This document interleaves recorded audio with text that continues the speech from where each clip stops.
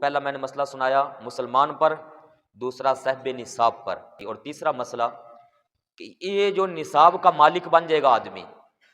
اس پر فوری طور پر زکوٰۃ دینا لازم ہے نہیں ہوتا، بلکہ 1 سال گزرنے کے بعد زکوٰۃ دینا اس پر فرض ہوگا۔ اس کو کہتے ہیں حولان حول، 1 سال کا گزر جانا۔ مثلا آج کی ڈیٹ میں کوئی بندہ اتنی قیمت کا مالک بن گیا، اتنی رقم کا مالک بنا، اتنی چاندی کا مالک بنا، یا اتنے مال فروخت بیچنے والی چیزوں کا مالک بنا، تو آج وہ صاحب نصاب ہوا۔ آئندہ سال آج اگر ہم دیکھیں تو شعبان المعظم کی ہے 17-18 تاریخ، تو چاند کی آئندہ سال جب 17-18 شعبان کی آئے گی تو وہ بندہ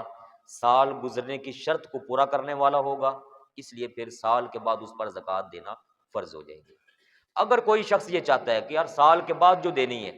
تو کیوں نہ میں تھوڑی تھوڑی پہلے ہی دیتا رہوں،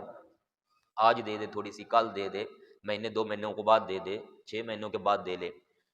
تو اس بندے کی وہ والی جو زکوٰۃ وقت پورا ہونے سے پہلے دے رہا ہوگا،